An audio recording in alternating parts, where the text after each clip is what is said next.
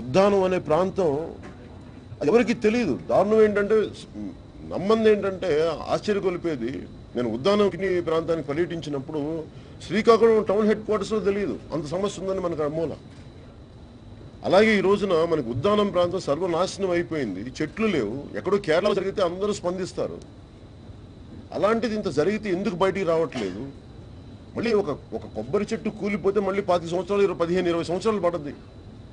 జీడి చెట్లు మొత్తం పోతే నాశనం అయిపోతుంది. అలాంటిది పలాస మంచి ఎక్స్పోర్ట్ అది ఇది అని చెప్పి, ఈవెన్ మొన్న తిరుపతిలో కూడా స్వామివారికి పలాస నుంచి వెళ్తుంది. అలాంటిది మొత్తం అంత సర్వనాశనం అయిపోతే కూర్చోబెట్టి దాని గురించి బయటికి ప్రపంచానికి తెలియట్లేదు. నాకు చెప్తా ఉన్నా ఇంత దారుణంగా ఉంది. ఎందుకు వచ్చానంటే మొత్తం మారుమూల.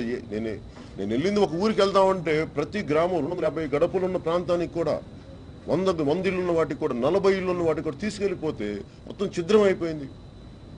భయం అన్నిటికంటే భయానకం ఏంటంటే, మీరు హెక్టార్కి ఎంత ఇచ్చినా ఏమి చేసి అన్నిటికంటే మనం ఆలోచించాల్సింది ఈ తిత్లీ తుఫాన్ బీభత్సం. మళ్ళీ బస్సులు పెంచకూడదు, ఊళ్ళు ఖాళీ అయిపోయే భయం ఉంది. మళ్ళీ పొలాలు కొనేస్తారా మళ్ళీ వచ్చి? ఈ పేదరికాన్ని లేదంటే అసలు ఏమంటారు మన వ్యవసాయ సాగుకి దూరంగా ఉండిపోయి అభివృద్ధికి అసలే కుంటుపడిపోయి మళ్ళీ పొలాలు మళ్ళీ వచ్చి కొనేస్తారా?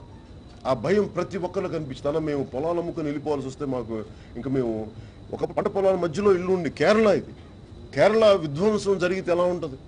అలాంటి విధ్వంసం జరిగింది. దీని గురించి బయట మాట్లాడట్లేదు. దయచేసి అందరికీ కూడా దీన్ని నేను ఒకటే కోరుకున్నాను, ప్రతి ఒక్కరికి మొత్తం జన సైనికులందరికీ కూడా చెప్తున్నాను, దయచేసి మీరు బయటికి తీసుకెళ్ళండి. అలాగే విదేశాల నుంచి వచ్చే వాళ్ళు కూడా కొంత రకరకాల చారిటీ మిషన్స్, రెడ్ క్రాస్ ద్వారా, రామకృష్ణ మిషన్ ద్వారా ఇతోదిక ఎంతో కొంత మీరు సహాయపడండి దీనికి. ఎందుకంటే ఒక్కొక్కరు గ్రామాన్ని చూడండి. ఎందుకంటే పెద్దవాళ్ళు చెప్తా ఉన్నారు, మా కట్టుబట్టలతో మిగిలిపోయామని. ఇంత బాధాకరమైంది. ఇలాంటి బాధాకరం ఎందుకు ఉన్నారంటే, సాక్షాత్ వెంకటేశ్వర ప్రతినిధి చదలవాడ కృష్ణమూర్తి గారు వచ్చారు ఇక్కడికి.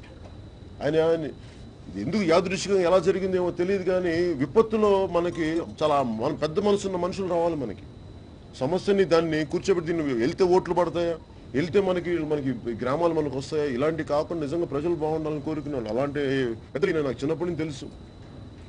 నేను తిరుపతిలో యోగాభ్యాసం సినిమాలోకి రాకముందు యోగాభ్యాసం చేసేవాడిని, యోగ సాధనలో ఉండేవాడిని. అవన్నీ నాకు వారి మేనలో నాకు మంచి ఫ్యామిలీ ఫ్రెండ్స్ మాకు.